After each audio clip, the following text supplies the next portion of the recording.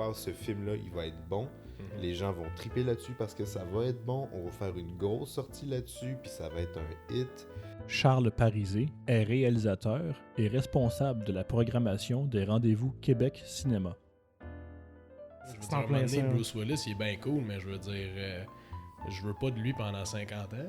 Ben, 100 ans. Perry Fermagnan est le propriétaire du Cinéma Payne de Sainte-Adèle. Puis là, il commençait à jongler avec l'idée, là, peut-être comme les acteurs connus pourraient vendre leur identité digitale. Charles Riendeau était présent au moment d'enregistrer ce podcast. Et moi, Hugo Galipeau, j'ai lâché 2 bacs en cinéma. Comme dans une salle de cinéma, nous sommes dans le noir avec du beurre.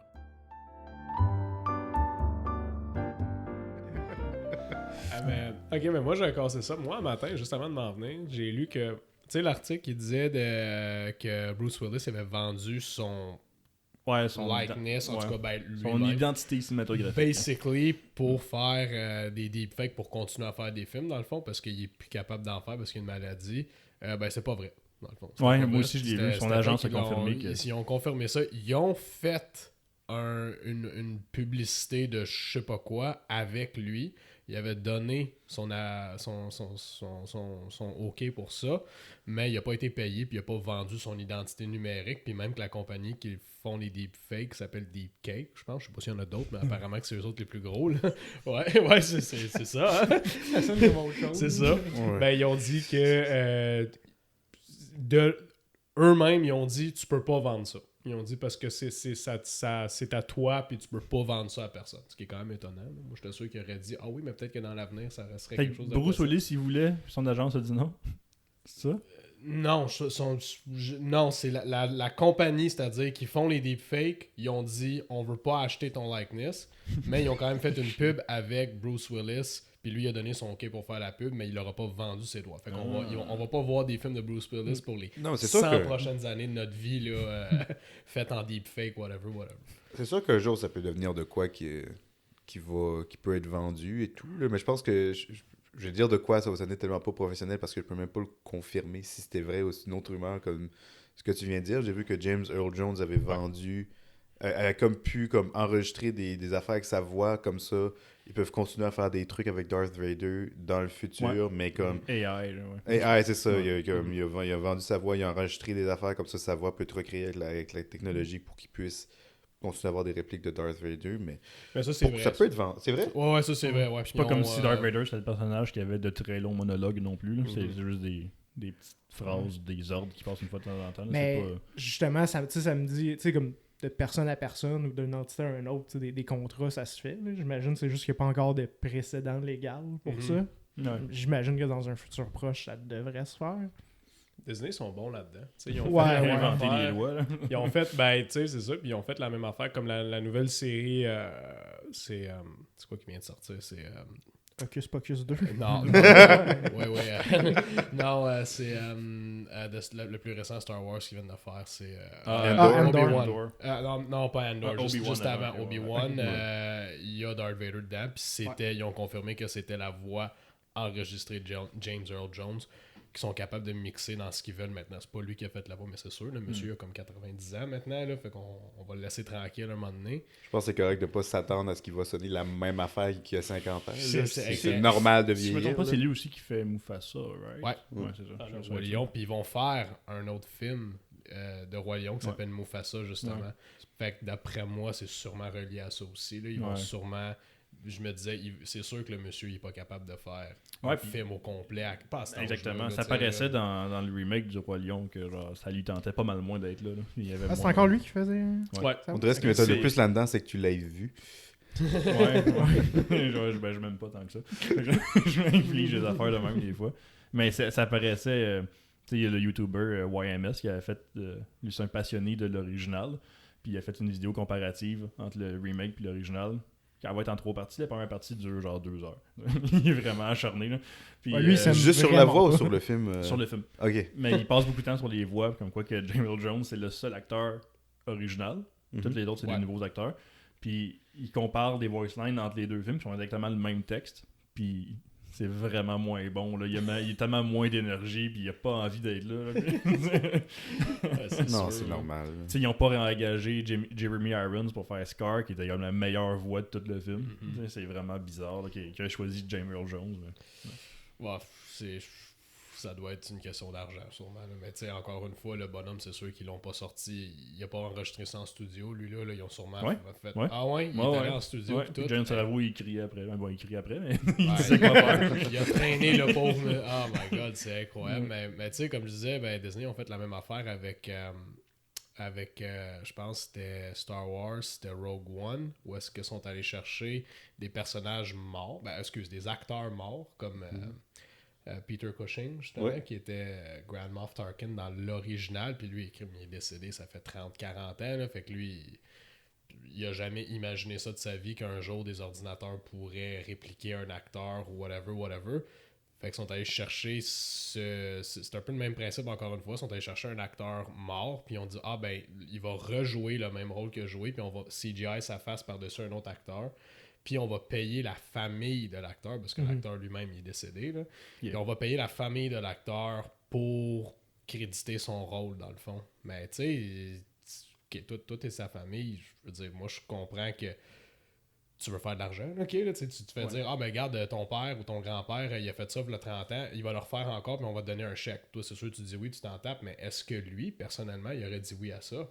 On sait jamais. Là, c'est sûr, tu te dis, mais tu te fais payer de l'argent, puis ça va bien, mais ils sont déjà payés des millions toute leur vie pour n'importe quoi, puis ils décident de faire le rôle qu'ils veulent, tu sais, comme, pas en conséquence de la paye, dans le fond, tu sais, pas quand t'es un jeune cinéaste qui commence, dans le fond, tu sais, mais...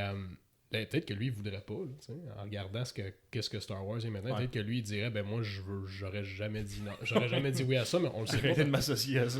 C'est ça. Fait qu'il est décédé. Fait que ça aussi, ça emmène un genre de précédent moral, légal. Là, est-ce que c'est correct d'utiliser ça? À part si la personne le dit explicitement elle-même, genre, je veux faire ça, puis même là, même si Bruce Willis, il dit OK, là, admettons, à dire oui, je veux que vous utilisez ma face, est-ce que, mettons, dans 50 ans, ils vont dire, on va le prendre pour faire un film que...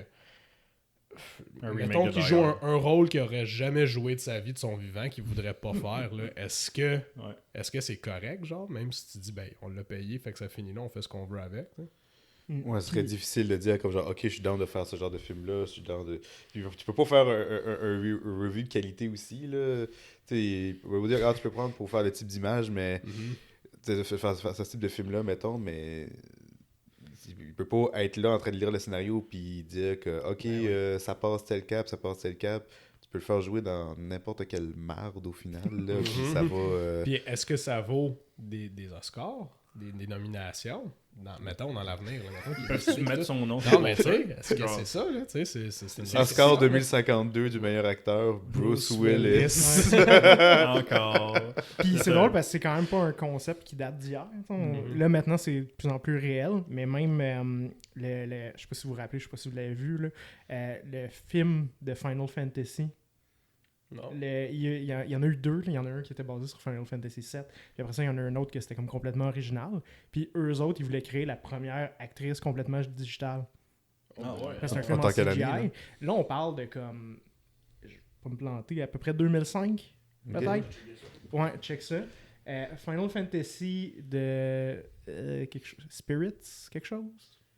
Mais de mémoire, il y a un petit film... pas très populaire qui est sorti en 2003 qui s'appelle Captain Sky in the World of Tomorrow, je pense. Ouais. Avec Angelina Jolie, je pense qu'elle a un petit rôle là-dedans, me semble de mémoire. Où est-ce qu'ils ont pris... Non, complètement à gauche. L'autre gauche. The Spirits Within, c'est ça. The Spirits Within. Puis là, 2001. Celle que vous voyez à 2001, gauche, vraiment, là, on est vraiment avant-gardiste. Ça fait de CGI, là. Ouais, complètement CGI. Puis ils voulaient que le personnage en haut à gauche, je me rappelle plus de son nom, mais que ça soit la première actrice complètement digitale. Puis les seuls qui auraient les droits, c'est le studio. T'sais, fait qu'eux autres, ils ont le beau rôle, ils contrôlent complètement. Ils peuvent faire n'importe quoi. T'as plus de questions éthiques. Mais la voix, c'était... la voix, ouais, je sais pas comment tu gères la voix. Est-ce que c'est deux entités séparées? Anyways, c'est quand même un concept là, qui date. Puis chez après ça aussi, il y a Robert Zemeckis qui a commencé à faire des films en CGI, en motion capture. Puis là, il commençait à jongler avec l'idée, là, peut-être comme les acteurs connus pourraient vendre leur identité digitale pour faire des films en même temps qu'ils font d'autres films. En tout cas, C'est quand même... 2001 à 2007, tu sais, quand même. Fait que grossièrement, c'est de dire tu pourrais voir le même personnage dans d'autres films, mais qui joue un rôle différent. Parce que c'est ça, au bout de la ligne, c'est pas un acteur digital, c'est un personnage. C'est comme inventer Mickey Mouse qui jouerait dans un autre film, mais c'est pas Mickey Mouse. Il joue Ouais, dans le concept, là, c'est ça, comme l'actrice digitale là, de Final Fantasy, ouais, c'est ça. Ça va juste sonner comme, tu sais, comme dans les Simpsons, où est-ce qu'il raconte une autre histoire que dans les Simpsons, où est-ce que, mettons, il raconte un conte de Noël, puis c'est M. Burns qui joue Scrooge. Ça sonne, on dirait que ça arrête toute l'air d'être de même. Genre, ça serait pas les sérieux. Family Guy qui ont fait les Star Wars, la même affaire. C'est Peter qui fait... C'est Chris qui fait Luke. Genre, fait que ça revient un peu... Tu prends un personnage puis tu lui donnes un autre rôle. Un personnage que tout le monde connaît, mais c'est peut-être ça le futur du cinéma.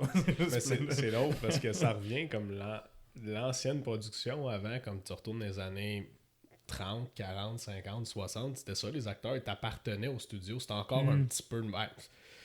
Ouais, il y a encore beaucoup d'acteurs, c'est ça, qui ont des longs contrats avec le même studio puis qui s'associent avec un studio, mais dans ce temps-là, t'appartenais littéralement à un studio, puis tu prends des acteurs comme Burt Lancaster puis tout, là, ils faisaient comme 200, 300 films dans leur vie, là, tu sais, maintenant, là, tu vois plus ça pantoute, là, eux autres, ils en faisaient un après l'autre, c'était comme des très bons films, il paraît. Ouais. c'est ça. C'est pas, j'en ai pas vu un. Même le moins bon, là, c'est un chef-d'œuvre. Ouais, c'est ça.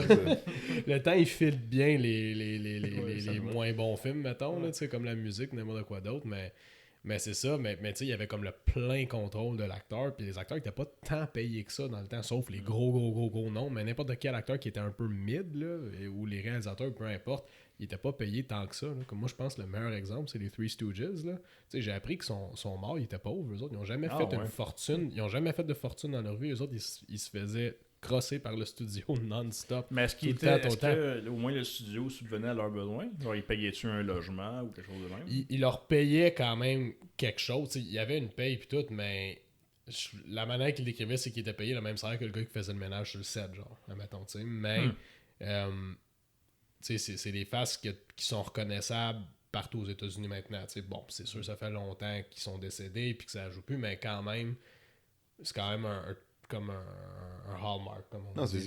Là, ils sont très connus, puis tu te dis, ah ouais, puis ils ont comme pas été payés leur fair share pantoute. Ben, comme exemple, je sais qu'en technique de scène, des fois, tu peux avoir des contrats d'un tout inclus, d'un Caraïbe ou whatever, que tu travailles là à tous les jours, tu as un salaire vraiment pas très bon, mais t'es logé nourri tout le long. Fait que je sais pas si c'est la même affaire que les acteurs et les studios. Les débuts de l'industrie minière aux États-Unis nous ont appris que c'est vraiment une bonne idée. Là, vous voyez pas ma face, mais il y a beaucoup de sarcasme. C'est vraiment une bonne idée quand ta compagnie te loge, te nourrit, puis tout... Contrôle total. C'est exactement, c'est super bonne idée tout le temps. Mais en tout cas, moi je trouve ça comme dystopique quasiment, là, tu sais, que tu te dis, tu sais, mettons, t'auras une petite clique d'acteurs qui vont toujours être là pour tous les temps dans l'histoire du cinéma. Moi, je trouve ça... Leur carrière va être immortelle. Ben, c'est ça. Puis à un moment donné, c'est comme à quel point que c'est juste de l'abus. Puis comment est-ce que ça laisse pas de place pour d'autres acteurs. Là. Je veux dire, à un moment donné, Bruce Willis, il est bien cool, mais je veux dire... je veux pas de lui pendant 50 ans. Ben, je pense qu'il y a personne qui veut ça non plus. Fait que je me demande à quel point est-ce qu'ils vont l'utiliser. C'est ça. C'est ça. J'espère que non. Là, c'est sûr que ce sera pas pour des bons films. Là. Il n'y a pas de grands films qui vont dire qu'ils vont caster Bruce Willis. Ça va toujours... Ça va être comme les derniers films qu'il a fait, là, sûrement. Là, ça va miser sur le fait que hey, on a Bruce Willis dans le film. Puis les gens qui l'ont aimé quand il était plus jeune, la génération de Die Hard, ils vont peut-être acheter ça, mais... C'est ça, c'est pas comme s'il était parti en laissant sa carrière intacte non plus. Là. Il y a vraiment... je peux respecter par contre ce qu'il a fait. Parce que lui, je sais pas médecin, psychologue. Je sais pas c'est quoi, ou neurologue en fait. Là. Je sais pas c'est quoi Je sais qu'il perd des capacités. Asphasia ou quelque chose de même. Ok. Là, ouais, il perd. Il est plus capable de la misère à parler, de la misère à se souvenir de trucs, de la misère Ouais. à bouger aussi. Ben, Fait que lui, il s'est dit, pendant que je suis encore mobile, je vais juste cash out ma carrière Ouais. pour Ah laisser ouais. le plus d'argent possible Ouais. à ma famille. Là. Il y a comme 10 films qui s'en viennent encore. Là. Ah ouais, puis il y en a plein. Qui s'est mis à fond, là, mais... Puis c'est toutes des performances qui, to be fair, pourraient être déjà remplacées par un AI, puis on verrait pas la différence. Hein. C'est pas... Malheureusement, là, c'est pas ça pour rire de lui, mais c'est très statique, puis genre... Non, l'idée derrière ces films-là, c'est que c'est beaucoup des films qui coûtent pas tant cher à faire, genre 1 ou 2 millions, et quasiment tout ce budget-là va dans Bruce Willis. Comme ça, ils ont un gros nom à mettre dans le film. Et du blanchiment d'argent. Allegedly. Fait puis ils tournent une journée ou deux avec lui. Il y a un personnage secondaire qui existe quelque part. Ils vont trouver une manière de faire en sorte qu'on puisse l'intégrer dans le film pendant que la vraie histoire plus intéressante se passe ailleurs. Puis ils peuvent dire qu'ils ont Bruce Willis dans le film. Puis c'est des films qui sont faits vraiment à la cheap. Puis ça coûte pas cher, mais vu que tu as Bruce Willis dans le film, tu vas au moins faire plus que ton budget. Puis tout ça pour que le papa moyen écoute ça un dimanche après-midi en faisant sa sieste. Exactement. Exactement. C'est pareil comme dans les années 80, genre dans les films de série B. Dans ce temps-là, c'était Cameron Mitchell. Oh boy. Ouais, Cameron Ouais. Mitchell. Ben, il était comme en gros sur l'affiche, mais il était comme 5 minutes dans le film, ouais. dans son appartement. Ouais. Ils sont venus chez lui pour filmer. Ouais, on avait un employé qui a travaillé chez nous, là, comme 20 ans de ça, puis elle s'est lancée dans le monde du cinéma. Comme toi, Charles. Et Merci. puis, elle a travaillé sur plein de gros plateaux. Puis, son nom, c'est Fanny Hudon. Puis elle s'est promenée partout dans le monde. Elle a fait plein de gros projets. Puis, en tout cas, le dernier film de Bruce Willis qu'elle a fait, qui a tourné à Montréal, qui s'appelait Death Wish, c'était la seconde réalisatrice. Fait que, elle me raconte des détails sur ça. Puis, elle me disait justement comment que Bruce Willis, il y a un stunt double et un sosie, dans le fond, tu sais, un gars qui est pareil comme lui, puis ils le suivent partout où est-ce qu'il va, sur n'importe quel tournage, n'importe où, même des publicités, là, comme une publicité de homme chauve, n'importe quoi, sont là, puis dès que tu vois pas la face de Bruce Willis sur C'est l'écran, c'est les stand-double ou son sosie, un ou l'autre, sûr et certain. Fait que, puis elle m'a dit que dans le film, mettons qu'il commençait... il commençait le tournage à 7h le matin. Bruce Willis il arrivait vers 10h à peu près. Puis il connaissait pas ses lignes, rien du tout. C'était juste, il arrive, il se fait dire OK, qu'est-ce qui se passe dans cette scène-là? Tu sais, ta fille elle vient de mourir, puis toi t'es là, puis c'est toi qui l'opère sur elle parce que t'es le médecin, puis tu dis ça. OK. Il le fait, puis quand il a fini, dès qu'il s'est dit OK, ça revient de bord, genre on voit plus ma face, ouais, il s'en va. Il s'en allait chez eux vers midi. Là. C'est fou pareil, hein? Le film lui-même, il y a comme 20% de ses scènes que c'est lui, puis le reste, c'est tous ses stand-double, puis toute la kit. Ouais, est-ce que c'est un acteur qui est facile à deepfake? On peut facilement mettre ça sur le dos de toute la condition qu'on sait que maintenant on sait qu'il y a, Ouais. mais c'est une pratique qui se fait depuis Longtemps. longtemps. Je suis Des acteurs certain capricieux. Là. Je suis sûr qu'il y en a là-dedans, des acteurs bien connus qui font la même affaire. Puis, Ah ben oui. Mais le plus reconnu pour être vraiment décevant une fois que tu commences à travailler avec, c'était Marlon Brando, qui était une grande icône du cinéma des années 50. Mettons, je pense aux gens qui ont tourné dans Le Parrain. C'était toute leur idole. C'est lui qui a amené le method acting aux États-Unis, puis il a fait tous ces grands films, ces grandes performances des années 50. Puis quand il arrive dans les années 70, puis il fait ce film-là, carrément, quand les acteurs devaient faire une scène avec lui, il portait des cartons sur eux. Les autres acteurs sur eux avec le texte de Marlon Brando écrit dessus. Comme ça, quand on est sur le plan de Brando, Brando était capable de lire le texte sur... quand il tournait Superman, quand il jouait Jor-El, des fois, il y avait du texte écrit sur les couches du bébé. Comme ça. Tu sais, t'as une job, là. T'as une job à faire, pis c'est ça, c'est Ouais, mais mémoriser tes il l'a lignes. fait tellement longtemps que maintenant il peut se permettre de la faire à moitié. Exactement. C'est quoi le but? pareil. Tous les jobs? Ah oui. Devenir assez réputé pour être capable de plus faire d'efforts. Mais être payé, genre, le Encore max. plus. C'est encore plus, c'est ça. Il y avait un autre réalisateur, il était venu au cinéma pour tourner le gala Québec Cinéma, là, 2 ans chez nous. Puis il avait travaillé avec Brando, justement, puis il m'avait parlé de tout ça, un peu comment il était. Tout. Lui, mais il m'avait dit qu'il était très intéressant puis très gentil. En tout cas, avec lui. Ouais. Puis il m'avait dit la même chose avec Eddie Murphy. Puis il a dit qu'il avait travaillé sur un film avec Eddie Murphy, puis c'est pas un Beverly Hills Cop, là, c'est un film un peu plus moins connu. Puis il disait qu'à un moment donné, il y avait Eddie Murphy, il est notoriously un acteur difficile à travailler avec. Là. Puis il a dit qu'il y avait une bataille entre... Dans le film, à un moment donné, il y a 2 clones d'Eddie Murphy ou 2 jumeaux, je sais pas quoi. C'était pas Norbit, là, mais en tout cas, il y a 2 Eddie Murphy qui se battent. Puis ça a l'air d'un bon film. Puis les deux, ouais. Puis les 2 qui se battent, c'était son stand-up puis son sosie. Lui, il était même pas là. C'est fou pareil, là, tu sais. Lui, il regardait. Lui, il était même pas là. Lui, en ce moment, je me retiens de toutes mes forces de pas faire mon imitation d'Eddie Murphy. J'apprécie tes efforts. Tu fais en ce moment. On t'écoute? Mais, ouais. Je pense que tout le concept de deepfaker des acteurs que Disney sont vraiment bons là-dedans, ça va très bien avec leur modèle d'affaires actuel qui est de créer le plus de films le plus rapidement possible pour mettre sur leur plateforme. Là. Mais c'est pas juste ça, c'est juste de l'adaptation de leur ancienne propriété. En ce moment, Disney, c'est probablement les pires fautifs en termes de contribuer à notre cinéma.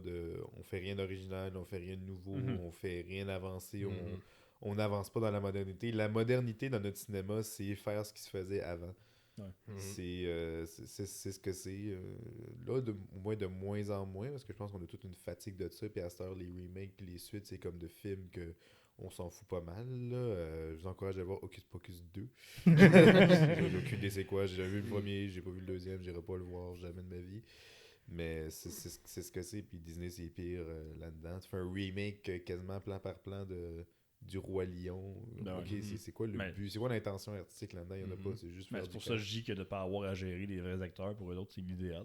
Ils sauvent tellement de temps que ils font juste prendre des personnages 3D qui existent déjà, puis ils font qu'ils les mettent dans leur film, ça prend aucun... En apparent, il va pas avoir un être humain impliqué dans ces productions-là. Je pense que ça prend quand même beaucoup d'efforts entre tourner une scène avec une caméra puis l'animer. Non, assurément, mais je parle...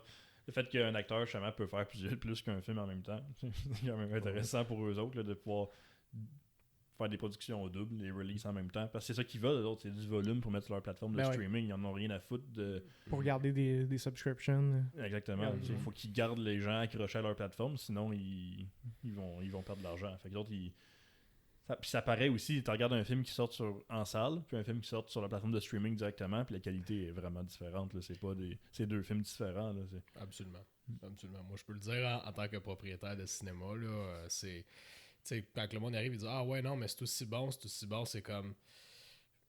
Regarde juste la série Amazon en ce moment, Rings of Power, là, pas nécessairement embarqué là-dedans à fond, mais Amazon, ils se vendent qu'ils investissent 1 milliard. Et où cet argent-là? 1 milliard en tout dedans, là.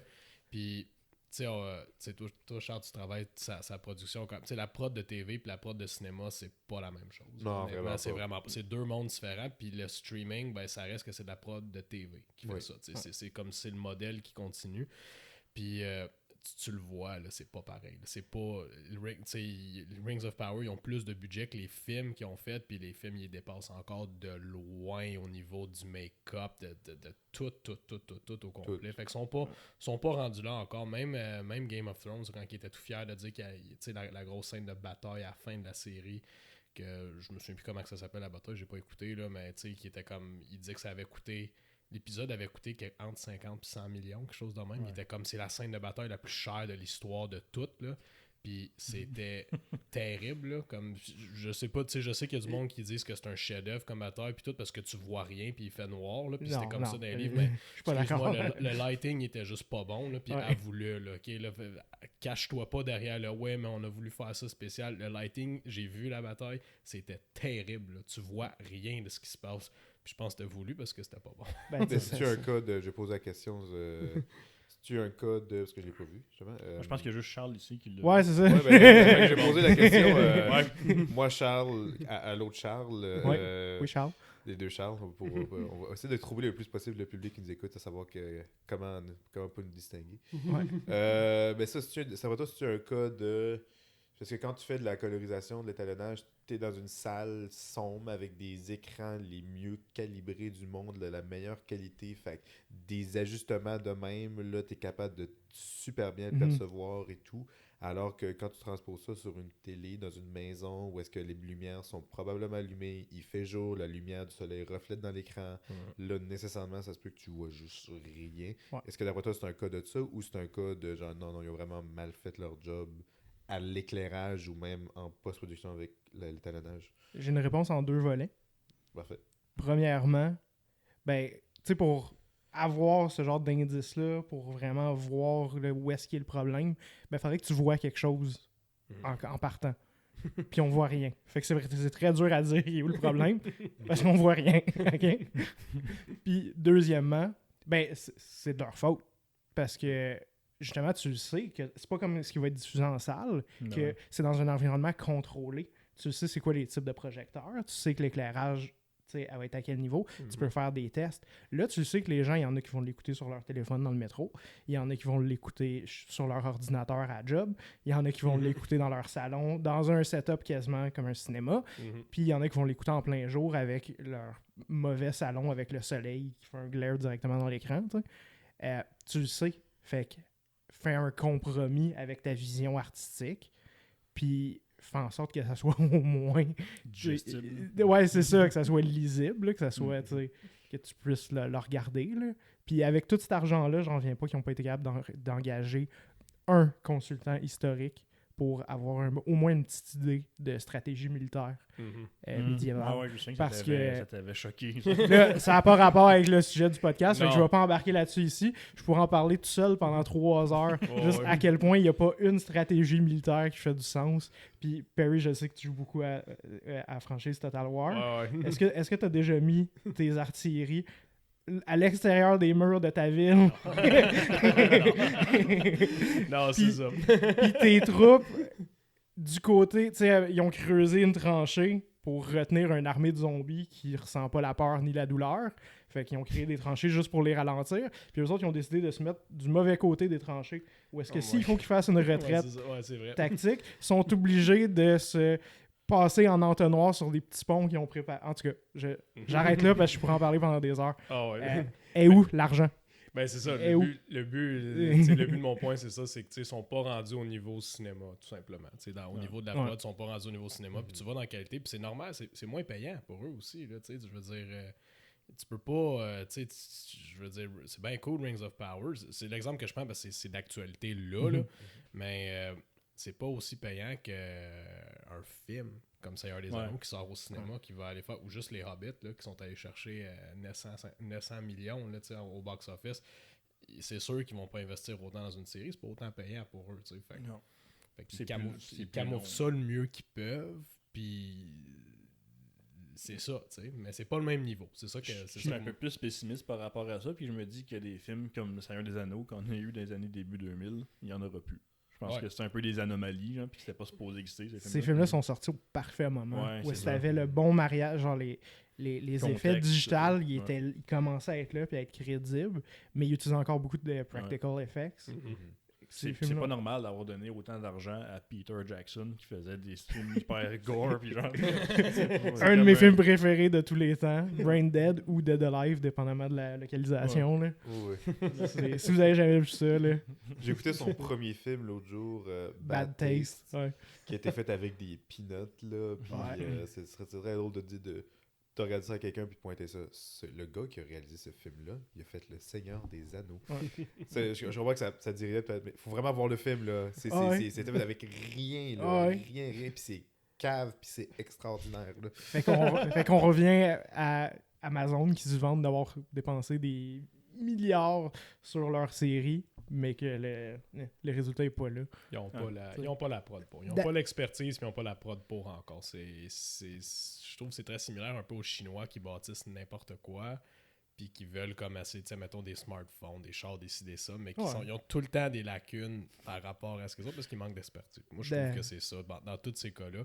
Fait que je trouve ça je trouve ça plate pour le consommateur en bout de ligne parce que, tu sais, lui, il va s'attendre à ce qu'il va avoir quelque chose d'écœurant, puis c'est juste parce que c'est juste du gros flash, comme on dit, là, c'est comme des gros noms, de la grosse pub, du ci, du ça, puis ils en mettent de la pub dans leur marketing. Puis c'est ça que j'allais dire, la plupart du budget a dû passer en marketing. Ben, c'est ça, exactement. J'ai Ils en mettent. les 2 premiers épisodes, puis ça paraissait pour moi que c'est une série qui a été faite par une compagnie.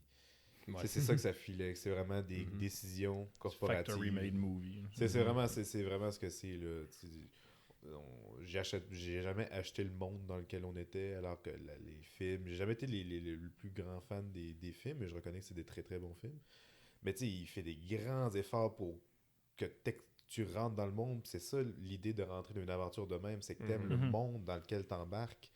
Puis je me rappelle, à un moment donné, il y a comme dans la série, il y a 2 elfes qui parlent, puis ils sont dans un jardin avec des plans fixes, avec du flou en arrière d'eux, puis ils bougent pas, ils sont juste en train de parler, champ contre champ. Je me dis, mais t'es dans la terre du milieu, man, dans le monde des elfes, et c'est la meilleure façon que tu as réussi à avoir une conversation. Ouais, fais ton set sur un flanc de montagne. Pas dans le cours à puis Jeff mets un Bezos. crane, je fais des belles shots, tu bouges. Mais comme juste dans le film, va juste tourner en Nouvelle-Zélande encore. Là. C'est aussi. Non, mais tu sais, c'est aussi nono que ça. Là, je dis pas que. Ben, tu sais, oui, je veux dire, c'est complexe pour. Mais pas c'est complexe, mais je veux dire, c'est quand même quelque chose de gros. Mais quand tu as un budget comme ça, puis t'es prêt à mettre des efforts de même, puis t'es prêt à dire que ça va être la meilleure série imaginable, fais juste tourner la scène là-bas. Ça a déjà été fait, puis c'est prouvé que ça marche, c'est beau visuellement. Film dans n'importe quel coin, c'est super beau là-bas. Là, tout est beau là-bas. Ben, c'est ça, ils sont allés se mettre dans un studio à quelque part, puis ils ont fait ça de même comme. Bon, c'est ça, tu sais, puis ils ont fait ça pas amateur, mais tu sais, c'est comme. C'est cheap, c'est ça. C'est cheap, exactement. Ouais, avec les costumes, avec les armures clairement en plastique. Ouais, puis la cote de maille qui est un t-shirt avec un imprimé. Ouais, c'est ça. Des plans de foule que tu vois des extras qui se répètent sur peut-être 50 personnes. Puis dans Le Seigneur des Anneaux, ils ont fait des armées au complet. Que t'as de la misère à spotter des doublons. Là. C'est, en tout cas. Ben juste pour comme un peu continuer dans ce sens-là, ben c'est ce que j'aime moi du cinéma là, c'est que des films dans même avec des practical effects réalistes comme Mad Max, comme Dune, comme Top Gun qu'on a eu récemment, avec le real thing versus le CGI, ils marchent bien au cinéma ces films-là. Moi c'est ça que je trouve le fun, c'est que ça prouve que les gens, les clients, ils veulent avoir la vraie affaire. C'est plus impressionnant de voir la vraie affaire que du CGI, tu sais. Puis ça paraît. Puis ça paraît. Tu sais, les gens, ils viennent, puis ils vont voir ça. Juste un autre bon exemple, moi, John Wick, tu sais. Je veux dire, les scènes de combat dedans, c'est la vraie chose. C'est des vrais combats. Tu pourrais très facilement dire, on fait ça en CGI comme ça, il n'y a pas de blessure, on se casse pas la tête, on peut faire ça over the top autant qu'on veut. Mais c'est le fun de voir la vraie chorégraphie de combat se faire. Puis, tu sais, oui, c'est plus compliqué, mais en même temps, je trouve que c'est sûrement plus le fun pour les acteurs de la production. C'est un défi. Là, comme tu m'avais dit, Charles, à un moment donné, tu parlais du fait que même si tu connais pas ça, les guns, tu le sais quand quelque chose est fait de façon crédible puis travaillée plutôt que juste au hasard. Ça paraît que Kenny Reeves s'est entraîné à manier des vraies armes. Exactement. Tu le vois à l'écran. Même quand tu connais pas ça, ça le feel. Tu sais que c'est pas juste du hasard qu'il utilise. Tu peux te permettre de vraiment le tourner puis laisser l'action se passer. Quand tu veux cacher qu'un acteur sait pas se battre ou il sait pas faire ce qu'il fait, ce que tu fais, c'est que tu fais des plans plus rapprochés quand tu vois bien sa face. Tu fais des plans plus larges, tu montes son dos puis tu fais des cuts assez rapides. Tu peux même bouger la caméra. Mettons des scènes d'action à main nue. Tu peux avoir une caméra à caméra épaule comme ça. T'as du dynamisme dans l'image au lieu de. Mais John dans Wick, l'action. C'est ça, mais dans John Wick, tu peux juste faire un plan large, tu peux bouger la caméra un peu si tu veux, mais t'as pas besoin de faire grand chose que ça pour le filmer. Tu l'éclaires super beau, parce que c'est super bien. C'est beau ces films-là, c'est super bien filmé avec le style néon noir. Ouais. C'est ça qui est le fun, tu peux juste laisser l'action se faire, puis c'est spectaculaire, juste comme ça. Puis, c'est un bon moment pour citer Liam Neeson qui saute par-dessus une clôture dans Taken. Oui, avec 9 cuts. Cette séquence-là, qui a 9 cuts, ça dure 2 secondes. C'est juste Liam Neeson qui saute par-dessus une clôture. Fait que tu sais, Probablement, Liam Neeson, il sait pas sauter par-dessus une clôture. Fait qu'ils ont dû camoufler ça. Puis le stunt double lui ressemblait pas tant que ça. Laissez une chance, il a 70 ans. Là, tu sais, Non, c'est sûr. genre, dans le temps, il était pas si vieux, mais quand même. Sur les une 9 porte prises à la qu'ils ont clôture. fait, ils ont moffé les 9. Fait qu'il le seul moyen de faire Il n'y a aucun le saut accord. par-dessus la clôture, c'est de prendre le morceau qui marchait. Ouais. De La meilleure chaque milliseconde de chaque C'est shot. C'est Mais- tellement- ça fait mal aux yeux, ce moment-là. Puis un autre fait intéressant par rapport à John Wick, que une fois que tu es conscient de ça, tu commences à le regarder un peu partout. Dans John Wick, il essayait le plus souvent possible, là, quand le blocking d'une scène le permettait. Si tu vois, dans le fond, s'il y a quelqu'un qui tire, s'il y a un coup de feu, tu vois l'impact de l'autre côté, dans la même shot. À place de couper, mettons, comme un film de guerre des années 50, là, tu vois des plans fixes de soldats qui tirent avec des fusils, puis après ça, un plan fixe de nazis qui se font tirer dessus puis qui meurent. Faire Autant- l'impact, il se tient le torse, faisant « C'est ça. Autant qu'on aime ça voir des nazis qui meurent. C'est le fun quand tu vois quelqu'un avec un fusil, il tire sur quelqu'un, puis dans le même plan, tu vois la personne qui se fait tirer dessus. T'sais. Puis dans John Wick, le plus souvent possible, c'est vraiment ça. Puis dans les films, je sens qu'ils sont plus réalistes, plus gritty. Chez Saving Private Ryan aussi, faisait ça beaucoup. Là. Quand tu vois quelqu'un qui tire, ben, tu vois la personne qui se fait tirer dessus dans le même plan. En Ça- gros, c'est de l'effort. Ben, Moi, c'est ça. je- Oui. moi, ça, je trouve que tu Dévouement. fais de À l'effort. tous les niveaux. Comme n'importe quoi, je trouve, dans la vie. Tu sais, c'est comme un bon restaurant. Tu sais, si tu mets pas d'effort dans ton assiette, ben, ça sera pas aussi bon. Mais quand je sais pas, je trouve que c'est comme n'importe quoi dans la vie, faut que tu mettes de l'effort dedans. Mais ouais, parlant Ouais, d'effort, tu sais, on a tous déjà fait des films avec nos amis au secondaire ou des films Mhm. étudiants au cégep où est-ce que Malheureusement.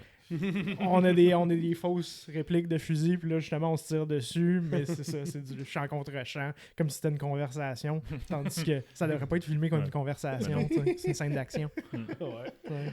C'est drôle. Mais on l'a tout fait. La conversation, c'est du tir. C'est Ouais. comme ça qu'on se parle, nous autres. Puis ben, les vrais masseurs peuvent mélanger la scène de fusil et les dialogues. Ouais. Ça, c'est tough. Nos scènes de dialogue, on les fait comme des scènes d'action. Ouais. Avec la grosse shaky Ben, cam. Star Wars, les originaux, c'est un peu ça. Dans les scènes d'action, il y a tout le temps les personnages qui s'envoient des insultes l'un à l'autre. Mhm. Il y a une complicité qui se développe pendant la scène d'action. C'est pas, OK, là, c'est le moment d'action, personne parle, personne continue. Mais ça, c'est unique. là. Il n'y a pas grand monde qui réussisse à faire ça. Non, c'est ça.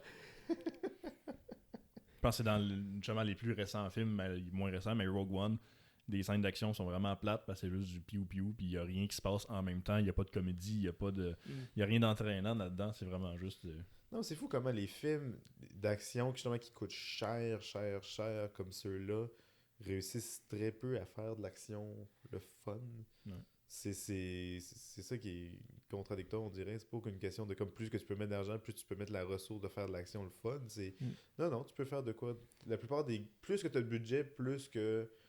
Il y a des exceptions, évidemment, là, mais plus que l'action va filer souvent assez générique, standard, puis Ouais. que tu as du fun à cause de l'aventure que tu vois, mais l'action en tant que telle, c'est C'est ça, c'est une transition quasiment.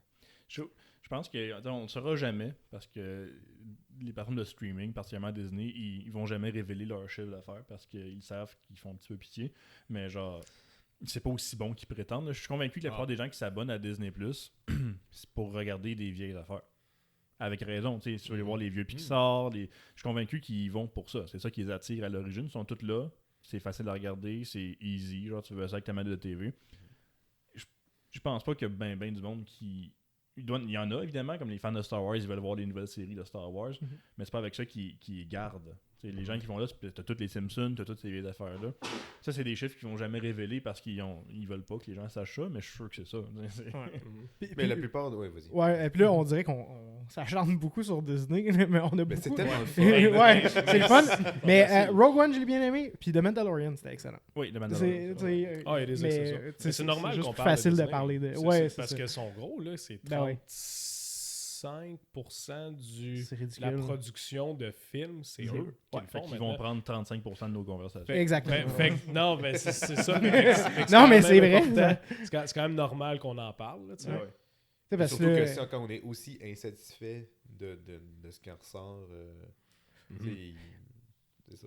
Puis ça revient, tu sais, à ce que tu disais plus tôt, tu sais, c'est pas faire de la bonne action, tu sais, qui est comme réaliste, puis qui vient chercher vraiment ton auditeur. C'est pas un problème sur lequel tu peux lancer de l'argent, puis s'attendre à ce que ça fonctionne. on le voit, tu sais, mettons, Mad Max 2, Road Warriors, tu sais, il a pas lancé de l'argent sur le problème. Il a offert des caisses de bière à des stuntmen qui étaient prêts à vraiment crasher une moto dans un auto. C'est le talent, faut tailler les bonnes personnes. Puis, Exactement. C'est une bonne chose, moi, je trouve, parce que sinon, ça serait trop facile. Là. Ça serait... ben, tu sais, c'est pas le cas pour toutes, mais je veux dire... si ça serait juste trop facile, si ça serait tu pitches un budget de 100 millions, puis tu sais que tu vas faire 200 millions avec, puis t'es pas obligé de mettre d'efforts, puis tout, ben c'est juste ça qu'on aurait comme film. C'est juste ça. Yeah. Là, au moins, je trouve que c'est le fun qu'on a cette exception-là qui dit comme, ben non, mais regarde, mets de l'effort dans tes films, va chercher du talent plus spécifique, faisant des gros plans comme le nouveau Dune qu'ils ont fait, faisant des films comme Dune, puis tout avec des effets spéciaux cool, mais qui complimentent le film, et que le film à la base est bon aussi. Puis ça fait des films qui sont incroyables. Ça fait des films qui sont cool, que les gens apprécient. Puis on dirait que c'est ça. Sinon, ben, ça deviendrait comme du cinéma McDo, comme on dit. Bon, il y en a, là. Il y a des Fast and Furious dans ce monde-là. Il y a tout le kit. Mais au moins, ça te force à être original un peu parce que sinon, encore une fois, je compare souvent avec la TV, là, mais tu sais, on s'entend qu'à la TV, il y a tellement d'affaires qui sortent. Tu sais, des émissions de médecins, des émissions de police, des émissions de des émissions de ça. Il y en a tellement. Puis honnêtement, c'est toute la même chose un peu. Ils sont tous tellement bons. Ben, c'est ça, mais eux, ils font ça. Ben, c'est un modèle qui marche pour eux. Fait qu'ils restent de même comme ça. Puis il n'y a presque aucune créativité qui se fait. Tandis que dans le cinéma, il y a comme moitié-moitié. Oui, il y a du repeat, beaucoup, comme on a dit plus tôt. Tu sais, des Marvel, des suites, des remakes, des trucs de même. Mais il y a de l'original qui se fait encore aussi. Puis une chance qu'on a parce que sinon, à un moment donné, tu vas juste perdre tout le monde. Là, quand tu refais la même chose pendant 50 ans, mettons, comme si on parle justement du deepfake et tout le kit, là. Yeah. Si tu fais 50 ans de deepfake avec, bon, pas nécessairement Bruce Willis, mais prends n'importe quel acteur connu en ce moment, je sais pas, Ryan Reynolds, Timothée Chalamet, il est bien hot puis tout, là, mais à un moment donné, il faut avoir autre chose aussi, là, tu sais, tu peux pas avoir la même petite gang d'acteurs que tu vois sur le grand écran pendant 100 ans. Là, mais Ryan Reynolds, c'est le deepfake de Ryan Gosling. Ouais. C'est vrai, ça. C'est pas un gars qui existe, là. Il n'a jamais existé. C'est un objet de marketing.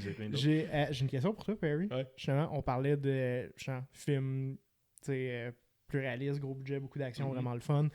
Top Gun Maverick. Hugo puis moi, on était en fait, Hugo est allé le voir. Il était tellement hypé qu'il voulait retourner le voir avec moi. Comme le lendemain. J'ai adoré le film, moi aussi. C'était excellent. J'ai vu ça un peu comme une espèce de ressurgence des summer blockbusters. Ça faisait longtemps qu'on n'avait pas eu un vrai. C'est le seul qu'on a eu quasiment cette année. Quasiment. Ben, tu sais, avec la pandémie, ça n'a pas aidé. Il y en a eu d'autres. Il y en a eu d'autres, mais lui, il est très, très, très gros. Là, c'est le plus gros de la gang. La réaction des gens qui sortent de la salle, en tant que propriétaire de cinéma, je veux ta vision par rapport à ce film-là, puis son impact sur le... Ben, c'est une très bonne question. Le meilleur exemple, là, je pourrais le comparer avec... On a eu Jurassic World qui est sorti cet été aussi. C'est pour ça on en a eu quand même plusieurs, là, des gros. Le mois de juin puis juillet a été très loadé en film, honnêtement. En gros film. Là.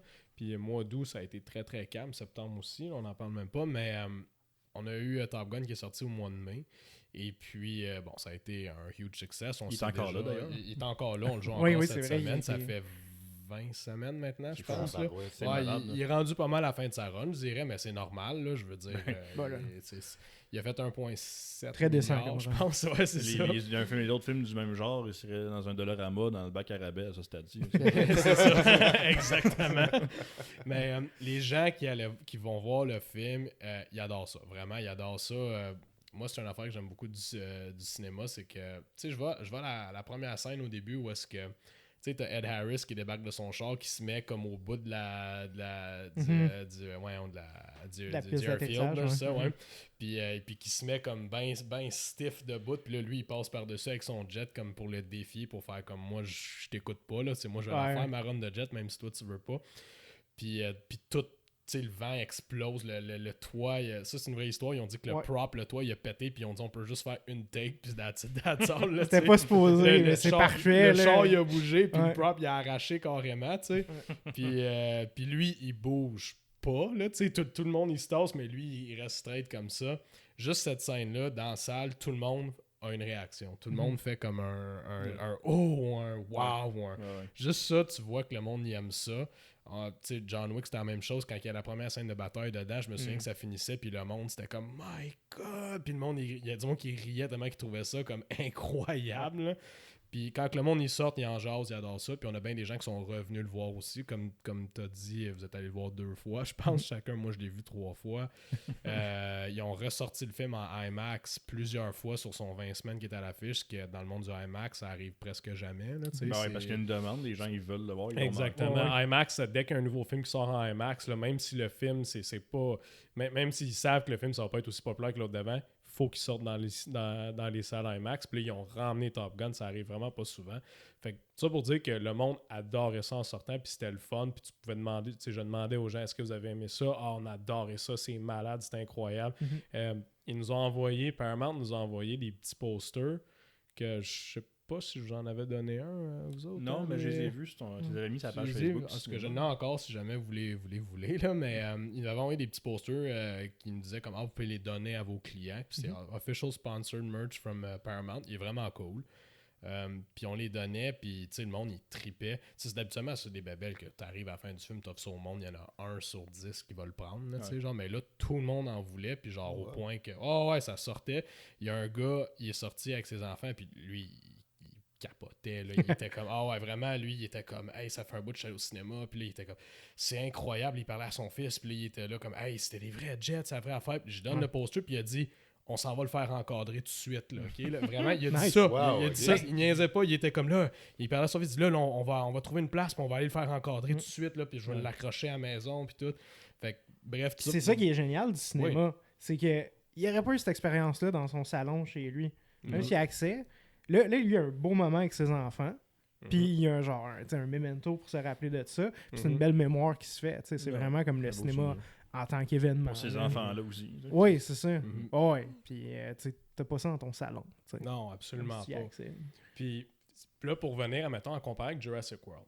Jurassic World, il est sorti cet été. Il a été un succès. Il a été un succès. Il a fait 1 milliard, le film. Là, quand même. Il vient de passer la barre du milliard. Là. Mondial. Puis, mondial, ouais. Fait que la plupart de c'était pas tout en Chine. Il était correct, le film, mais vraiment, moi, je pense que la franchise... ça fait longtemps qu'on dit que la franchise est finie, là, mais je veux dire, je pense que réellement, ça va être la dernière fois qu'ils vont pouvoir faire un film comme ça qui va aller chercher autant de chiffres parce que vraiment, là, les gens sortaient puis les gens sont déçus. Vraiment déçus. Le film, il dure 2h40, il est très long. Je sais pas si... il est très long. Ils ont ramené l'énergie, tu le sais. Le monde sont fatigués versus Top Gun, le monde sont hypés. L'énergie n'était pas là. Malheureusement, elle était pas là. Ils ont ramené tout le cast original. Je veux dire, c'est correct, tu sais, A for effort, là, mais, tu sais, bon, Jeff Goldblum, il est bon, tu sais, il fait son même petit rôle, puis tout. Il rejoue tout le même rôle qu'ils ont fait, là, 30 ans, 40 ans de ça. Mais tu voyais que les gens sortaient, puis ils étaient déçus. Ils étaient visiblement déçus. Le monde n'était pas énervé, le monde n'était pas content. On demandait qu'est-ce qu'ils en pensaient, tu sais, parce que moi, je suis toujours là, fait que je demande aux gens, t'as-tu aimé ça? Puis le monde, il disait, bof, correct, mais trop long, trop ci, trop ça. C'est le genre d'affaire qu'ils en sortent un autre dans 1 an, ils vont pas aller le voir.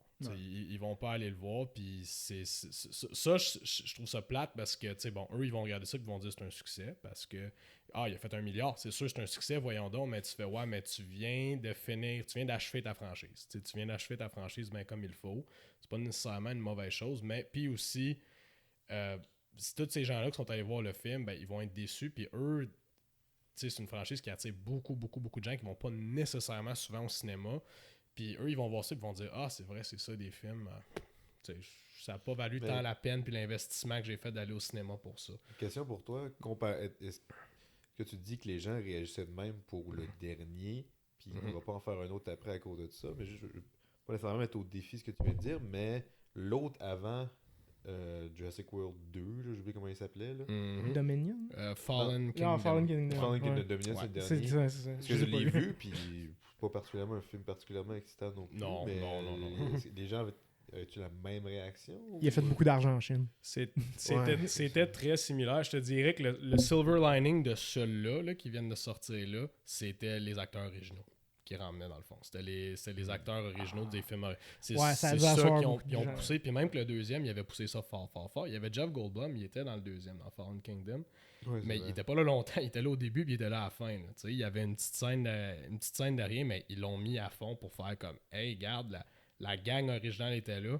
Finalement, c'était pas le cas. Je suis quand même impressionné qu'ils ont réussi à faire tant d'argent avec Jurassic World, avec le troisième Dominion, là, dans le fond. Fait que oui, je t'avoue que je suis quand même impressionné par l'argent qu'il a fait, mais encore une fois, on gauge si un film est bon s'il y a des long legs, dans le fond, right? Fait que Top Gun, tu sais qu'il est bon parce que ça fait 20 semaines qu'on le joue, puis il roule très très bien. Un autre bon exemple, ça serait Arrival qu'on avait eu là, de Denis Villeneuve. Ah ouais? justement. il a duré longtemps. 4 mois, je pense. Ah, quelque chose. ouais. Cool, Ouais, tant 4 mieux. mois, c'était Ouais, tant incroyable. mieux, il mérite Tant chacun mieux. de ces mois-là. Tant mieux, c'était bien mérité. Fait que tu le vois comme ça, tandis que Jurassic World, après 3 semaines, là, même après 2 semaines, il y avait eu sa run, puis c'était fini. Là. Tu le vois, il y avait plus. C'était un gros splash, puis ça finit là. Tu donnes des posters aux gens, ils sont comme non. Ah ouais, honnêtement, c'est ça. C'est le meilleur exemple. Je compare avec Top Gun. Tu arrives aux gens, tu dis, tiens, je te donne un poster à chaque personne qui sort. Mais c'est gratuit. Non, Non, c'est toujours gratuit. pas. Non, Le je monde, te dodge. il y aurait- Non, man. C'est ça. Le Non, monde. laisse-moi tranquille. Je vais te payer, man, pour pas que tu me le donnes. ok? Exactement. Peux-tu me redonner 2 heures de ma vie à la place? Fait que c'est sûr qu'il en sorte un autre. Il va être, je dis pas que ça va faire 0, mais ça, je pense, c'est le last hurrah de cette franchise-là, qui sont allés chercher 1 milliard avec, ce qui m'étonne beaucoup, mais encore une fois, ça doit être la Chine, ça doit être ces endroits-là qui aident beaucoup. Ils vont pas aller faire 1 milliard avec un autre film de même, je le vois tellement pas arriver, parce que là, ils ont tout fait. Ils sont allés chercher tous les acteurs, ils ont recréé l'histoire originale quasiment.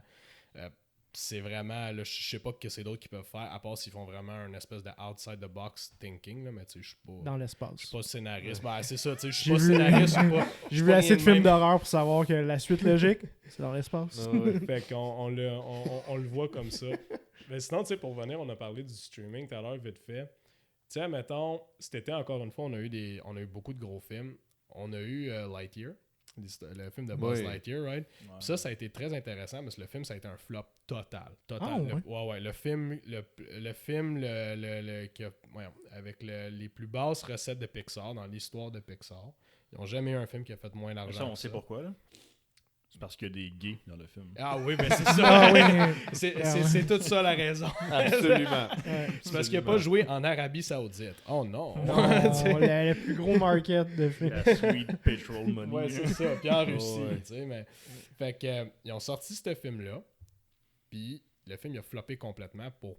Il y a beaucoup de raisons, mais la première chose quand il est arrivé, quand ça a floppé, c'est que tous les médias, ils ont tous dit « Ah, c'est ça, les familles vont plus au cinéma. C'est fini. C'est fini. Ils vont plus, le cinéma, c'est plus une activité pour des familles. Vous êtes fait, vous allez crever. Ils arrêtent pas, ils adorent ça, nous dire ça tout le temps. Ouais.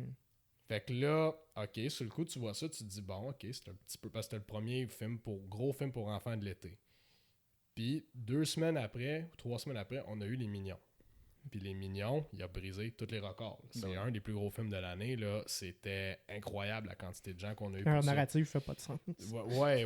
Puis on a eu... tu sais, On puis commencera pas à faire des critiques de mignons ici, on est trop vieux. Non, Ici, c'est ça. pour discuter de ce film. Je Exactement. ferais plus une critique des médias, ben pas des médias en général, mais des journalistes. Ouais, c'est ça. Les journalistes culturels. Ouais, c'est c'est ça.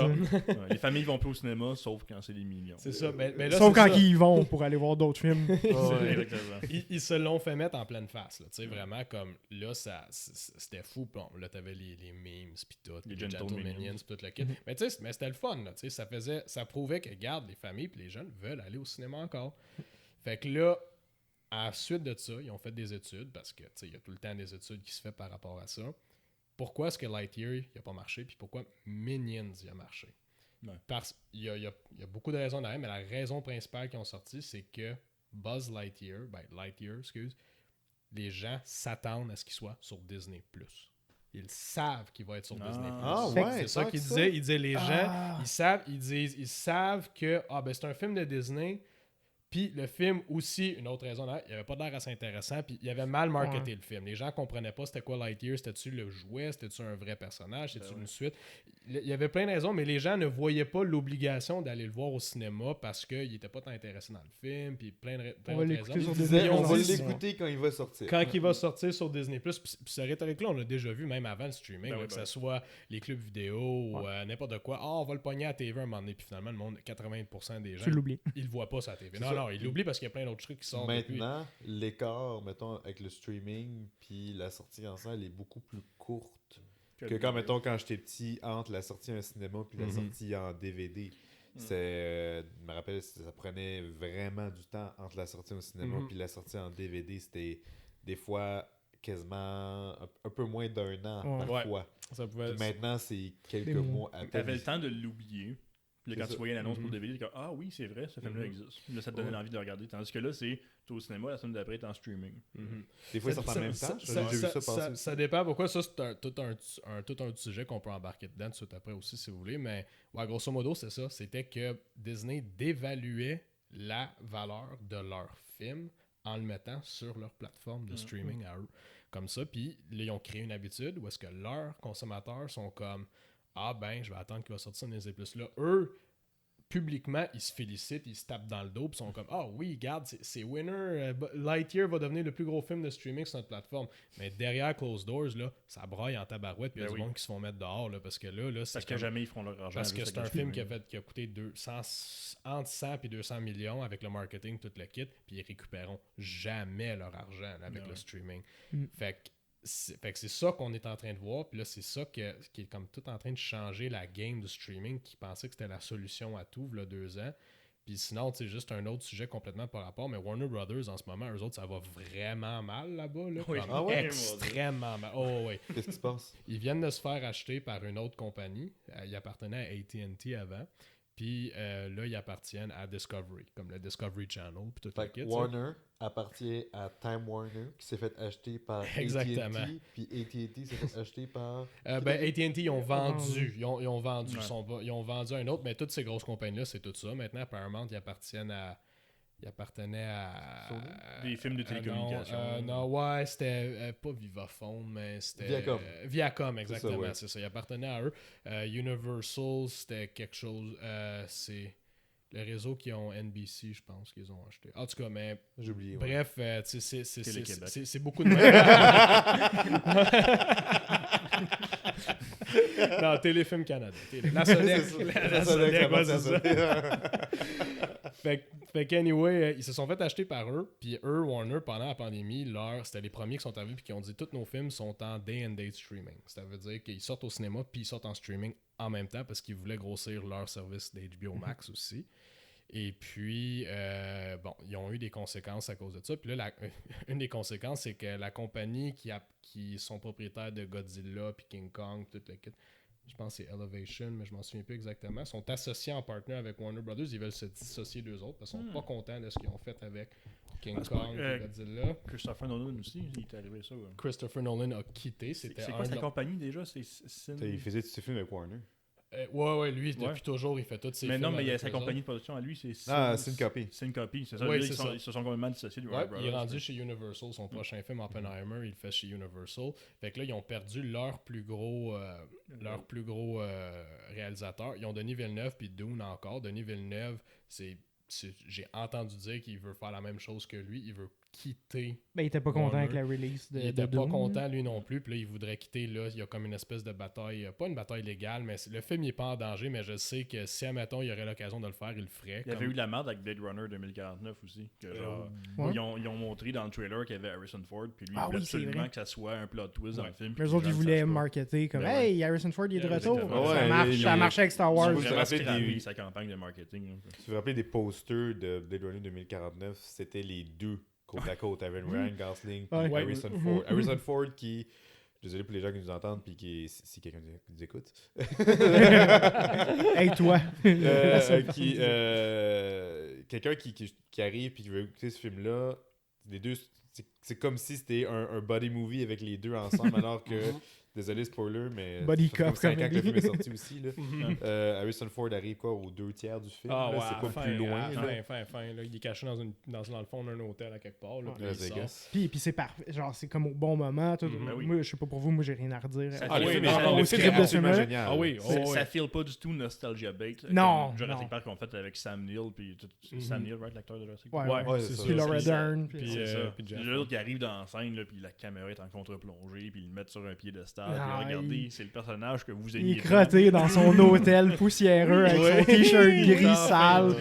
Pointe un gun sur le personnage de Ryan Gosling. Puis il veut juste qu'il s'en aille. Puis Fait que, anyway, tout ça pour dire Ouais. que Warner, ben, ils ont vraiment de la misère. Puis là, Discovery, ils traînent encore à AT&T parce qu'ils ont payé très cher pour la... Ah, un autre fun fact, aussi, ils avaient fait un film de Bad Girl. Puis Ah oui, ils l'ont scrappé au complet. scrappé le film. Le film était fini. Ouais. Fini. Puis la compagnie, Warner Brothers, ils ont dit récemment, ils ont dit on n'a pas d'argent pour marketer plus qu'un film par année.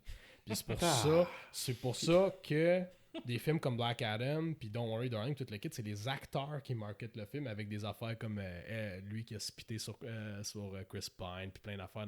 Il essaie de créer du drama autour des films pour que ça fasse de la pub. C'est rien de nouveau à Hollywood, ça se fait Ou de depuis toujours. blâmer les trolls Mais- sur l'Internet. Mais ils ont juste ça. Ils ont juste ça parce qu'ils disent Mais- qu'ils n'ont pas d'argent pour marketer les films. To be fair, je pense que c'est un drama qui arrive quand même naturellement. C'est juste que l'autre, ils vont vraiment mettre le spotlight dessus. Sur Mais ça. ça, c'est arrivé. Regardez tout le monde, c'est scandaleux. Mais c'est Ouais. moins cher que de payer 100 millions en pub à C'est de la n'importe publicité où, du tu sais. marketing organique. Là. Exactement. Parlez-en en mal ou parlez. Exactement. Puis ça aussi, c'est un autre sujet intéressant. Mais C'est anyway, un Mes excuses, vous avez du poil de chat sur vous autres. là, Ah, c'est c'est votre faute. ça. C'est de notre faute. Fait que, anyway, là, avec tout ça, Discovery sont en train de traîner AT&T en cours parce qu'ils disent vous nous avez vendu une compagnie, puis selon leurs chiffres à eux, ils avaient dit ils ont, je connais pas les chiffres par cœur, mettons ils ont dit qu'il y avait 100 millions de subscribers sur HBO, puis il y avait 1 milliard de streams par année. C'est juste grosso modo, c'est probablement plus que ça. Ben, en réalité, Discovery, ils ont dit en réalité, il y a peut-être 300 millions d'abonnés. C'est beaucoup, mais c'est pas 300 millions, excuse. 30 millions d'abonnés, Ok, ok. il n'y en a pas 100 millions. Puis il a dit la quantité de stream, c'est pas 1 milliard, c'est peut-être 100 millions. Il y a des C'est petits du vices monde. cachés. Mais c'est ça, c'était overplayed. Fait qu'ils ont dit on les a payés Ben, c'est trop de la fraude. cher. C'est de la fraude, carrément. C'est ça, c'est de la fraude. Puis en ce moment, c'est ça le hallmark de tous ces gros streamers-là, dont YouTube. Les chiffres, ils les gardent pour eux. YouTube, là, moi, je suis convaincu que d'ici 5 ans, là, on verra plus le nombre de views sur les vidéos. Ils veulent pas montrer ça, ils veulent garder ça pour eux. les dislikes récemment. Ils ont enlevé les dislikes, ils ont enlevé Ils ont tout. enlevé les dislikes récemment. Je Ouais. pas remarqué. Les Ben, ça dislikes fait sont peut-être plus un là. an maintenant. Ok. À peu près, ouais, mais ils vont cacher, là, ils cachent, Netflix aussi, c'est les champions, ils gardent les chiffres pour eux, puis Ouais. quand ils vont... Sauf quand ça fait leur affaire. Sauf quand ça fait leur affaire, puis même quand ça Ouais. fait leur affaire, là, ils vont jamais dire il y a eu tant de streams. Ils Non. vont jamais dire il y a eu Ils vont dire que c'est 1,2 le- milliard de streams. Mais tu sais- 1,200 millions 757 streams. Eux, ils vont juste dire c'est le plus gros film Qu'on a eu de l'année. qu'on a eu de l'année. Mais tu sais, qu'est-ce qu'un visionnement même? C'est-tu quelqu'un qui a checké Exactement. 2 secondes? Tu sais, La pub a joué pendant qu'il a gardé son Ouais, c'est micro ça. trop longtemps. Ça compte. Mais Mais intéressant, justement, on parle de Netflix, la série Cyberpunk Edge Runners qui est sortie récemment. Là, eux autres, c'est pas Netflix qui l'a partagé, par contre, c'est CD Projekt Red.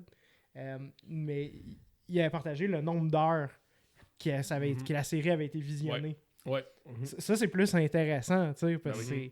c'est en plus sur Netflix, tu sais, si tu regardes pas à un moment donné, ça arrête tout seul. Là, fait que C'est pas Mais- Netflix qui l'a sharé, c'est CD Projekt Red. C'est ça, c'est ça. Ils ont- Parce que les autres, ils étaient fiers. Ils se Parce sont que, fait taper ses doigts. Ils étaient fiers de C'est ça. sûr qu'ils Puis ont dit, hey, d'après on moi, je va pense, je sais pas. je sais pas s'ils ont fait Mais- taper ses doigts, mais Netflix aurait jamais fait ça. Non, Parce Netflix que aurait honnêtement, jamais fait Chez ça. Netflix, particulièrement, il y a des réalisateurs qui n'ont même pas accès à ces chiffres-là. Ah, tous les réalisateurs, ils n'ont aucun accès. Si toi, à un moment donné, c'est Charles, tu terrible. fais un film, tu mets sur Netflix, tu vas jamais te faire dire combien de gens l'ont vu. Tu vas juste te faire dire que tu es dans telle tranche de viewing qui est entre, je dis n'importe quoi, 50 000 views puis 250 000 Puis views. tu peux penser que Bravo. tout va bien, puis un jour, il arrive, puis ils disent ouais, c'est On fini. cancelle ta Puis série. on te paye en conséquence de ça. Puis toi, tu peux pas arriver et dire ah, mais attends, montre-moi les chiffres. Puis moi, je suis sûr que tu m'en dois plus que ça.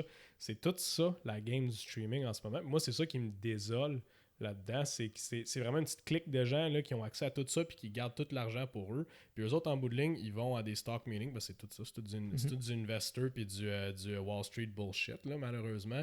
Ils vont devant la foule de gens puis ils disent bon, ben en ce moment, Netflix, on a les 10 plus gros trending movies au Canada. Là, tout le monde est comme wouh, yay! Là, t'es comme ben, sur ta plateforme de Netflix, c'est naturel que ce soit tes 10 productions à toi qui soient dans tes 10 premières, tu sais. C'est juste normal que ce soit ça. Fait qu'eux autres sont comme ah ben oui, mais c'est une réussite. C'est tous des Netflix originals. Ils les mettent en avant. Ils partent automatiquement quand tu... Ouais. Exactement. Puis encore une fois, comment tu calcules des vues? Tu sais, regarde, les vues sur YouTube puis les vues sur TikTok, c'est pas la même affaire. Là. Une vidéo TikTok peut pogner 3 millions de vues puis c'est considéré comme une vidéo pas populaire, mais sur YouTube, t'as 3 millions de vues, ça va bien tes affaires là, dans la vie. Fait que c'est toute cette game-là de comment que ça se calcule en arrière puis tout. Puis, dans le monde du cinéma, vu que nous, la chaîne est comme ouverte à tout le monde, ben, tu vois la quantité d'argent qu'un film fait. Fait que tu peux voir combien de gens sont allés le voir. Même c'est impossible à cacher. Impossible à cacher. Il y a trop de personnes impliquées c'est ça. Impliquées dedans. En France, ils calculent ça, même pas en chiffres, ils calculent ça en nombre de personnes. C'est pour ça que quand tu vois un film français, ils disent c'est de valeur, on aimerait ça faire ça ici, mais les Américains, ils le font pas comme ça. C'est pas si compliqué que ça. Tu prends, mettons, le total qu'un film a fait. Tu fais diviser par $10 environ, qui est comme le average, si tu veux, d'un prix de billet. C'est comme ça qu'ils font en France? Non, le nombre de billets vendus. Le nombre de trucs. Eux autres, quand tu donnes tes chiffres au distributeur, tu dois dire l'argent que ça fait, mais tu dois aussi dire le nombre de billets que tu as vendus.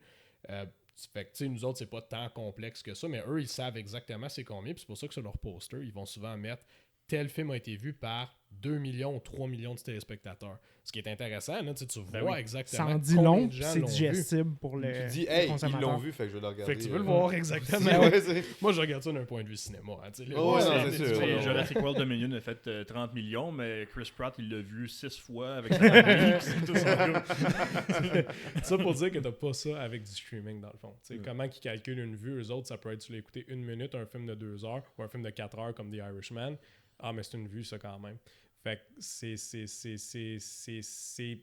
ça que j'aime pas de cette industrie-là. C'est vraiment très, très, très caché. Puis ils refusent de le faire. Puis avec le temps, ils vont de plus en plus cacher leurs stats. Puis YouTube, je suis convaincu que ça va faire la même chose éventuellement aussi. YouTube aussi, c'est commencé là-dessus, c'est commencé. Oui. Ils font avec le retrait des dislikes. Mais c'est l'hypocrisie derrière ça, après ça, de dire mais c'est pour protéger nos créateurs parce qu'il y a trop de négativité, puis blablabla. Non, c'est juste parce que quand Disney, ils vont dump un trailer pour une cochonnerie, puis ils vont dire, puis c'est genre, le trailer, il est laid, ça intéresse personne, ben les gens vont pas dire regarde, il y a 36 000 dislikes sur ce trailer-là. Après moi, c'est parce que c'est pas bon. Ils veulent juste cacher ça. Ils veulent juste protéger les grosses corporations qui publient leur cochonnerie là-dessus. Puis encore une fois, c'est la même chose encore. Ils vont publier un trailer pour n'importe quoi. Que ce soit La Petite Sirène ou que ce soit... c'est quel jeu qui avait eu le plus de dislikes dessus? Call of Duty. C'était Call of Duty, c'est ça. Ben eux, encore une fois, ils cachent... Là, c'était public dans ce temps-là, tu sais. Fait qu'eux, quand ils sont allés voir...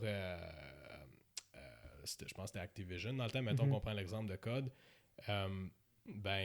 tu sais, eux autres Activision vont leur dire, on va certainement pas te payer 5 millions pour la pub que t'as mis, puis que ça a juste comme, tu sais, ça nous a donné du negative release. Fait que là, ils vont renégocier de même, parce que là, ils ont été comme, puis YouTube, quand ils ont approché, pas quand ils ont approché, mais quand ils ont discuté pour mettre la pub sur YouTube leur charge un prix pour ça, c'est sûr et certain, tu sais. Fait que eux, ils vont venir, ils vont dire, là, regarde, nous, ça nous a affecté négativement, ça, là. Fait que on va pas te payer 5 millions pour la pub, on va te payer 1 million, quelque chose de même. Mais là, si tu t'appelles YouTube, puis tu caches tous ces chiffres-là, puis tu caches les dislikes, tout le kit, toi, Activision arrive, ils mettent un nouveau trailer de code, tu le vois à l'interne que, ça marche vraiment pas bien, tout le kit. T'es pas obligé de le dire à Activision, tu vas juste leur dire, il y a eu tant de vues dessus. Cool. Tu veux-tu avoir accès à plus de chiffres? Si oui, tu vas nous payer tant de plus. C'est même ça marche tout l'argent. C'est superficiel. C'est ça. C'est superficiel parce que dans ce genre de compagnie-là, tu fais toujours des revues de presse. Il y a des experts en médias sociaux. Ça que là, c'est juste que c'est tellement un chiffre flagrant et simple à dire, OK, tant de nombre de vues, tant de nombre de dislikes, t'es capable de dire comme genre, OK, tant de gens ont dislike, peu importe. Là. C'est que n'importe qui peut le voir puis tirer sa propre conclusion. C'est ça, c'est juste la façon simple et superficielle, mais eux, ils vont le savoir, là, ils regardent, ils suivent très attentivement qu'est-ce qu'ils se disent sur les médias sociaux, qu'est-ce qu'ils se disent dans la presse. Ils ont des départements qui font que ça. Exactement. Absolument. Absolument. Ils suivent puis ils prennent des décisions en conséquence de ça. C'est pour ça que t'as plein, encore une fois, on parle de jeux vidéo ou même de... on peut parler de films aussi, comme mettons avec Bad Girl qu'on disait tout à l'heure. Dès qu'ils voient que c'est pas bon, là, eux, ils tirent la plug. Là. Ouais, parce que ça, c'est les tests screening. C'est les tests qui screening étaient négatifs, comme pas mal tous les films de DC qui ont fait les dernières Exactement. années. Puis là, ils prennent leur décision. Ils vont faire comme regarde, le film, il va mal marcher, on va le mettre en streaming. Puis là, il n'y avait pas l'argent pour les reshoots. Ou on arrête de mettre de la pub, dessus, on va juste le sortir, le pitcher en dessous du truck, comme on dit, ou les jeux, c'est le meilleur exemple. Ils arrêtent la production. C'est comme, on sort le jeu, il est fini, mais il n'est pas fini, puis il y a plein de bugs, plein d'affaires dedans, parce qu'ils veulent récupérer leur investissement le plus possible. C'est plate parce qu'en bout de ligne, la victime là-dedans, c'est le consommateur. Puis les employés. Puis les employés de la prod. Les artistes qui ont fait leur meilleur pour faire un bel dessus. Qui l'ont fait, puis c'est eux la victime de ça, puis ils se font tirer pareil. avant même de... Ouais, ils sont payés pareil. Mais, des fois. C'est ça Dans l'affaire. l'industrie du VFX, c'est pas tout le temps. C'est ça l'affaire. Ouais. Mais ça n'aide pas ta carrière non plus. Mettons, je prends Bad Girl, encore une fois. La fille, le film il était fini. Là, puis ils ont refusé de sortir le film. Ils ont dit mais mettez-le en streaming dans le pays des cas. Puis ils ont dit non, le film était complètement terminé. Il a coûté 90 millions. Puis ils l'ont scrappé complètement.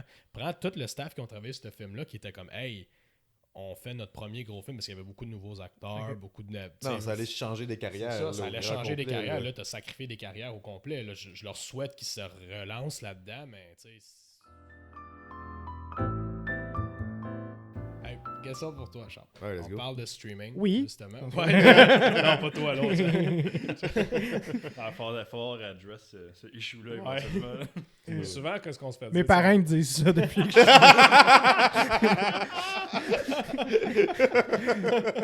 Ok, désolé. Ils vont le régler, les choux. On va trouver une solution pour toi. Non, Solution finale. Souvent, admettons, quand on parle de streaming, là, on se fait dire le streaming, c'est une opportunité pour les plus petits réalisateurs, les plus petits créateurs, les newcomers, un peu comme toi. Fait que souvent, c'est ça qu'on va se faire dire. On va se dire oui, mais justement, ça donne une opportunité à ces gens-là versus avant, qu'admettons, quand dans le monde du cinéma, c'était quand même assez difficile de percer, faire une prod, puis tout le kit là-dedans. Qu'est-ce que t'en penses? C'est sûr qu'on est dans... Tout ça permet que ça soit le plus démocratique possible. Dans le sens que, au moins avec l'Internet, ça permet que c'est pas mal juste la qualité qui va compter au final. Puis ça, c'est vrai que c'est cool. C'est vrai que si, mettons, tu m'offres un film sur Netflix versus... Mais pour vrai, mettons, tu m'offres soit Netflix ou sortir au cinéma québécois, j'aurais probablement tendance à choisir Netflix parce que je vais probablement sortir dans quelques petites salles à peine, 3 salles à Montréal, quelques-unes à l'extérieur de Montréal, mais à peine seulement dans les grands centres ou le Pine. Puis... Faut pas dire qu'on n'encourage pas notre cinéma québécois, nous autres. Mais c'est sûr, parce que c'est très facile. Mettons, j'ai confiance que mon film il est vraiment, vraiment cool, puis que s'il sort en streaming, les gens vont l'aimer, ça va pogner, ça va se partager. Évidemment que ça donne une super belle opportunité pour les newcomers, mais en même temps, les studios devraient pouvoir faire ce job-là aussi. Ils devraient être capables de dire « Hey, wow, ce film-là, il va être bon. » Les gens vont triper là-dessus parce que ça va être bon. On va faire une grosse sortie là-dessus, puis ça va être un hit. En même temps, c'est fun que le public travaille pour jamais chercher ces talents-là, mais les studios devraient faire ce job-là aussi. Puis il y a plein de films originaux qu'on voit sortir, puis ça devient des gros hits. Là. Mettons, Ari Aster qui a fait Hereditary, ça a coûté peut-être 5-7 millions, qui est une peanut dans le cinéma hollywoodien. Puis ils ont fait comme « Wow, c'est tout un film cette affaire-là. On va lui donner une grosse sortie. » C'est sûr qu'il y a A24 qui justement pousse là-dedans. Qui pour les gros talents, puis le film a fait autour de 300-400 millions, une affaire de même. C'est sur le budget qu'il y avait, c'est un gros succès. Là. Puis est-ce que ça aurait marché en streaming nécessairement? Peut-être pas nécessairement. Non. C'est le studio qui a fait la job de dire on va miser, on a un bon film. Faut dire aussi qu'il y a streaming, t'as un prix qui rentre, puis c'est celui de la personne qui est abonnée, tandis qu'au cinéma, mettons c'est une famille ou un groupe, mais chacun paye le prix d'un abonnement. Tu sais. Fait que C'est sûr que c'est plus rentable. C'est vrai? Ouais, c'est Tous vrai. les gens qui amènent leurs enfants à aller voir Hereditary. Thierry, mais il y a eu Le film familial de l'année, Hereditary. il y a eu une instance à Montréal, ça a fait le tour du monde. Le film, c'était Annabelle 3. Puis c'était un cinéma Guzzo. Je pense que c'était un Guzzo. Peut-être un Cinéplex. Puis il avait mis... c'était le détective Pikachu qui était supposé jouer. Non. Il avait mis Annabelle. Oh, ils ont switché le genre de salle. place. Ils ont... Il avait switché les gens de salle ou quelque chose de même, mais le film, il a joué comme un 20-30 minutes là, avec... Une minute, toi. Il est où, Ouais, Pikachu? ouais, mais c'est ça, tu sais, comme classique, comme personne comprenait ce qui se passait.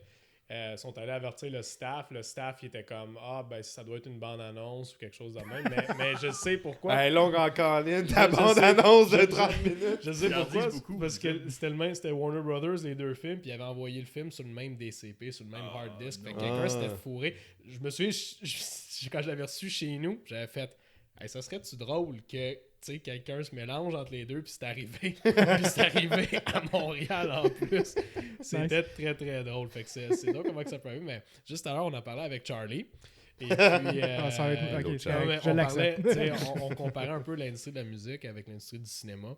Puis, on disait la musique maintenant, on me disait les gros comme Spotify puis tout le kit, et ils payent pas, ils payent presque pas les artistes. Ce qui est payant pour les artistes, c'est de se populariser sur ces plateformes-là. Mais en bout de ligne, ce qui est le vrai argent, c'est viens me voir en spectacle. Paye un billet, viens dans une salle La de spectacle. marchandise aussi. Puis le merch en arrière de ça qui vient avec, mais vraiment, ce qui est payant pour eux, encore une fois, c'est les spectacles. Ah ouais. Fait que ça revient un peu à la même chose, encore une fois. C'est comme tu veux te populariser en ligne, mais en bout de ligne, ce qui est payant, c'est quand quelqu'un paye son billet puis vient s'asseoir dans un cinéma, dans notre cas. Puis that's where the most money is at, dans le fond. Ouais.